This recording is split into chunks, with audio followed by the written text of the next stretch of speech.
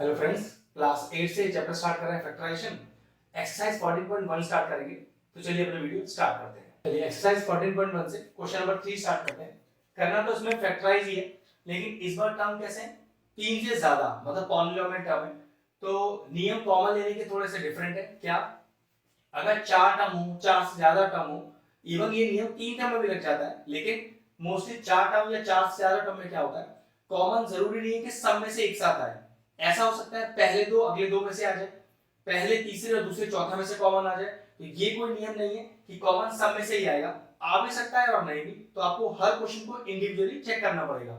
Mostly जो 4 term वाले question है उसमें ज्यादातर क्या लॉजिक लगता है कि आप किसी दो में से कॉमन और अगले दो में से कॉमन निकाल सकते हो। देखो मैं क्या कहने वाला हूँ, मैं कोशिश करता हूँ इन दोनों में से और इन दोनों में से कॉमन लेना, लेकिन ध्यान रखिएगा ये कोई हार्ड एंड फास्ट रूल नहीं है कि पर्टिकुलर दो में से ही कॉमन आ रहा है। हो सकता है कॉमन पहली तीसरी और दूसरी चौथी में से आ रहा हो सकता है कॉमन पहली चौथी और दूसरी तीसरी टर्म में से आ रहा हो। तो ये आपको क्वेश्चन टू क्वेश्चन अलग ही मिलेगा, आपको एक एक चेक करना पड़ेगा। सबसे पहले मैं स्टार्ट करता हूँ पहले दो और अगले दो में से लेने के लिए। अगर कॉमन आता है तो ठीक है, वरना कोई और टर्म ट्राई करेंगे। ठीक, यहाँ एक्स स्क्वायर, यहाँ एक एक्स, तो पक्की बात एक एक्स कॉमन आ जाएगा। यहाँ वाई है लेकिन यहाँ वाई मौजूद नहीं है, सॉरी अंदर कुछ नहीं आ सकता। दो एक्स है, एक एक्स बाहर है, एक बचा, प्लस एक्स और वाई में से एक्स बाहर है, वाई बचा। अब ये वाला सिंबल हमेशा एज इट इज आएगा। अब चेक करो 8x और 8y में से कॉमन क्या है? एक तो 8 कॉमन है, y और x सिंगल सिंगल है ना, तो यहाँ x है तो यहाँ x मौजूद नहीं, कॉमन नहीं आ सकता।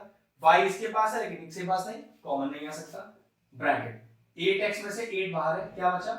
x रह गया, प्लस 8y में से 8 बाहर है, y।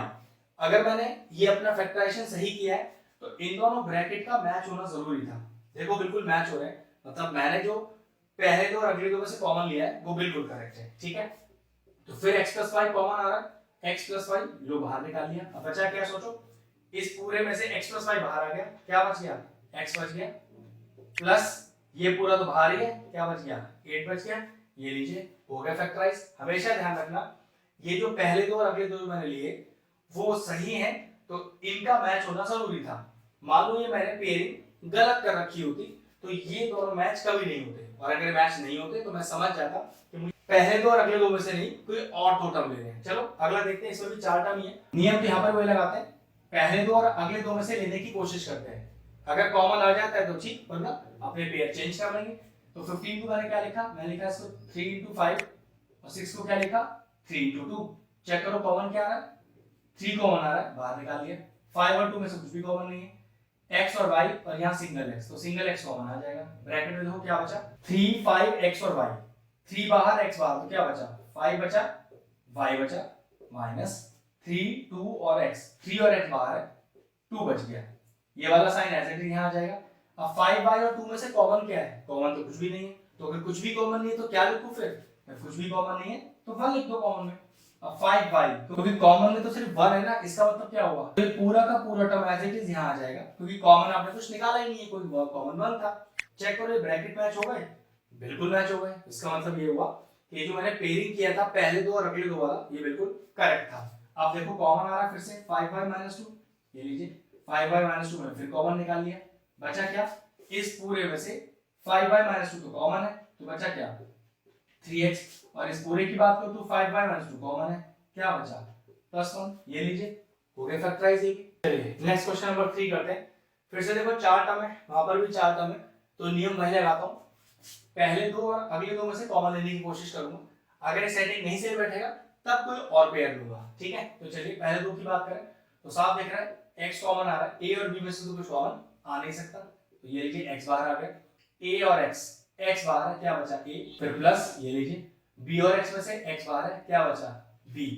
ये वाला टर्म एज इट इज बाहर आएगा, माइनस। अब क्या कॉमन आ रहा है? पक्की बात देखो y कॉमन आ रहा है दोनों के अंदर से, a और b में से तो कुछ कॉमन आ नहीं सकता, a और y बाहर है, a बचा। अब जरा ध्यान से देखना, इस माइनस साइन में अंदर कौन सा साइन लिखोगे? माइनस ही आ जाए, तो माइनस में अगर प्लस मल्टीप्लाई करूं तो माइनस आएगा, मतलब minus into plus is minus. B y में से y बाहर है तो क्या बच गया? b बच गया। चेक करो ये दोनों ब्रैकेट मैच हो गए क्या? बिल्कुल मैच हो गए, मतलब जो मैंने पेयरिंग की थी शुरू में वो बिल्कुल करेक्ट है। अब चेक करो a प्लस b भी तो कॉमन आ रहा है, ये लीजिए इन्हें भी बाहर निकाल लो, तो बचा क्या? इस पूरे में से a प्लस बी बाहर है, x रह गया, माइनस इस पूरे में से a प्लस बी बाहर है, क्या रह गया y। ये लीजिए हो गया फैक्टराइज। अगले पर आते हैं, 4 टर्म है तो पहले दो और अगले दो में से कॉमन निकालने की कोशिश करते हैं। तो देखो यहाँ का पूरा 15 ही कॉमन आ रहा है, पी क्यू, लेकिन यहाँ कोई टर्म नहीं है तो सॉरी कॉमन नहीं आ सकता। तो अब ब्रैकेट में क्या आएगा 15 पी क्यू, 15 बाहर है, ये लीजिए पी क्यू आ गया, प्लस 15 पूरा बाहर है, तो जब कुछ सारे बाहर आ गए तो फिर क्या बचा अंदर 1, ये साइन एज इट इज यहाँ पर। अब 9 और 25 में से कॉमन कुछ भी नहीं, क्यू और पी में से कॉमन कुछ भी नहीं, जब कुछ भी कॉमन नहीं तो 1 ही कॉमन आएगा। अब 1 कॉमन आया तो पूरा का पूरा term as it is copy कर दो, ये लीजिए। लेकिन देखो एक प्रॉब्लम हो गई, मैच का कर रहे हैं दोनों ब्रैकेट, अगर दोनों ब्रैकेट मैच नहीं कर रहे इसका मतलब जो ऊपर की जो पेयरिंग की गई है पहले दो अगले दो की, इसमें गड़बड़ है, अब आपको चेंज करना पड़ेगा। यही मैं आपको सिखा रहा था कि जब 4 टर्म आते हैं तो ऐसा हर बार जरूरी नहीं होता कि पहले दो और अगले दो में से ही कॉमन आना चाहिए। देखो इस क्वेश्चन में ये वाला पैटर्न नहीं लगा, इसका मतलब ये बात कंफर्म हो गई, जैसे मैंने पहले दो और अगले दो पेयर किए, नहीं इस बार ये पेयर नहीं होंगे, इस बार पेयर कोई और दो टर्म होंगे। चलिए वही करते हैं। मैं इस बार क्या करता हूं, देखो पहला और चौथा लेता हूं, दूसरा और तीसरा लेता हूं। अगर किसी को इस चीज में डाउट है कि सर पेयरिंग ऐसे कैसे कर ली, तो ध्यान रखिएगा इसका कोई नियम नहीं है, हर क्वेश्चन में पेयरिंग लेने का तरीका अलग होता है। जैसे जैसे आप प्रैक्टिस करोगे वैसे आपको क्लियर होगा कि आपको पेयरिंग कैसे कैसे लेनी है। हो सकता है ये जो मैं पेयरिंग ले रहा हूं ये भी गलत बैठे, तो फिर मैं पेयरिंग कोई और लेके लूंगा। कोई इसका रूल नहीं है कि आपको पेयरिंग कैसे लेनी होती है, रूल सिर्फ यही है कि आप क्वेश्चन करिए, पेयर बनाइए अपने हिसाब से, अगर ब्रैकेट मैच हो जाता है तो पेयरिंग सही है, और ब्रैकेट मैच नहीं हुआ तो पेयरिंग चेंज कर लीजिएगा, ठीक है। अब मैं क्या करता हूं, इन दोनों को एक साथ लेता हूं और इन दोनों को एक साथ लेता हूं। तो पहले इन दोनों की बात करते हैं, ठीक है। देखो क्या कॉमन आ रहा है, तो 15 को लिख दिया मैंने 5 into 3 into p into q, और 25p को लिख दिया 5 into 5 और into p।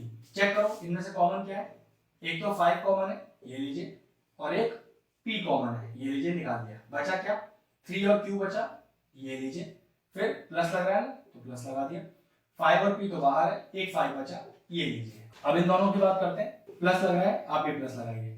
अब 15 और 9, 15 को मैंने लिखा 5 into 3 और 9 को लिखा 3 into 3, तो क्या कॉमन आ गया, देखो एक 3 कॉमन आ गया। अब इसके पास q तो है लेकिन यहाँ q नहीं है, तो ये तो कॉमन आ नहीं सकता, ये लीजिए लग गया ब्रैकेट।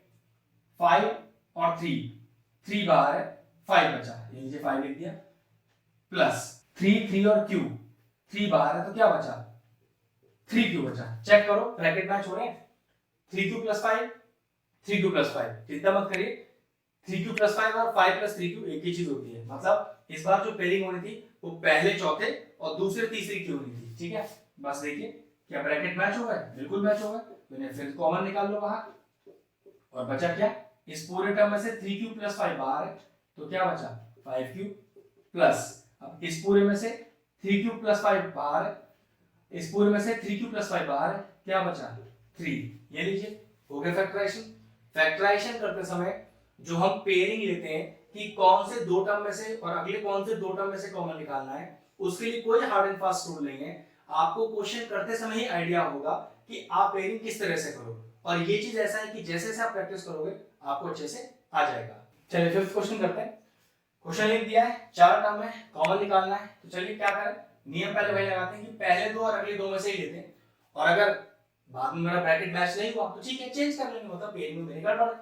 तो 5 और 7, 5 और 7 में कॉमन क्या है, कुछ भी नहीं, जब कुछ भी कॉमन नहीं है तो क्या लिखते हैं 1 कॉमन लिखते हैं, और जब 1 कॉमन लेते हैं तो टर्म एज इट इज उतार देते हैं, कुछ चेक करने का जरूरत नहीं है। ये वाला प्लस हमेशा आएगा, चेक करो दोनों के अंदर एक x है बाहर आ गया, दोनों के अंदर एक y है बाहर आ गया, तो ब्रैकेट के अंदर बचा क्या 7xy, xy तो बाहर है 7 बचा। अब चेक करो प्लस में ऐसा कौन सा साइन मल्टीप्लाई करो कि माइनस आ जाए, तो प्लस के अंदर माइनस मल्टीप्लाई करने से माइनस आ जाता है, plus into minus is minus, x y z, x और y बाहर है, क्या बच गया z बच गया। अब जरा चेक करो bracket z minus 7, 7 minus z, लेकिन जैसे पिछले वाले क्वेश्चन में दोनों प्लस के थे तो आगे पीछे लिखा होना कोई फर्क नहीं डालता, दिक्कत है यहाँ पर माइनस पीक में साइन है और ये रिवर्स लिखे हुए हैं, तो बिल्कुल इसमें फर्क है। अब मैं अगर 7 माइनस z को z माइनस 7 लिखना चाहता हूँ तो मुझे एक कॉमन बाहर लेना पड़ेगा। मैं लॉजिक समझा देता हूँ एक बार, मान लीजिए कहीं पर लिखा हुआ है a माइनस b और आप इसे b माइनस a लिखना चाहते हो, तो क्या करो माइनस लगाकर b माइनस a लिख दो। तो मैं क्या चाहता हूँ कि ये 7 माइनस z z माइनस 7 हो जाए इसकी तरफ, तो मैं क्या करूंगा, एक माइनस बाहर लूंगा, प्लस लगा हुआ है तो प्लस इंटू माइनस माइनस हो जाएगा, तो देखो इधर, ठीक है। तो 1 z minus 7 as it is, ये मुझे रिवर्स करना है, मतलब इसको पलटना है, तो मैंने क्या करना है, एक माइनस बाहर, इस नियम की वजह से प्लस था तो plus into minus is minus x y, और ये रिवर्स करके लिख दीजिए। मतलब फिर समझ लीजिए, a माइनस बी को अगर b माइनस ए लिखना है तो मैं एक माइनस बाहर लेना पड़ेगा। उसी तरह से 7 माइनस z को मैंने z माइनस 7 लिखा, एक माइनस बाहर ले लिया, क्योंकि प्लस का साइन था तो प्लस इंटू माइनस माइनस हो गया। अब चेक करो, z माइनस 7 कॉमन आ रहा है, बिल्कुल कॉमन आ रहा है। क्या बचा, इस पूरे में से z माइनस 7 बाहर है, 1 बचा, माइनस इस पूरे में से z माइनस 7 बाहर है, एक्स वाई बचा। ये लीजिए, हो गया फैक्टराइज। क्वेश्चन नंबर 3 कंप्लीट हुआ। अगर हमारे व्यूअर्स को हमारे वीडियोस पसंद आ रहे हैं तो हमारे चैनल को सब्सक्राइब कर लें और साथ में लगे बेल आइकन को भी हिट कर दें। आपको अगर मैथ से जुड़ा कोई क्वेरी है किसी भी क्लास के लिए तो वो आप मुझे व्हाट्सएप कर सकते हैं, जो नीचे नंबर आ रहा है। आपका जो सोल्यूशन है मैं जल्दी से जल्दी देने का कोशिश करूंगा।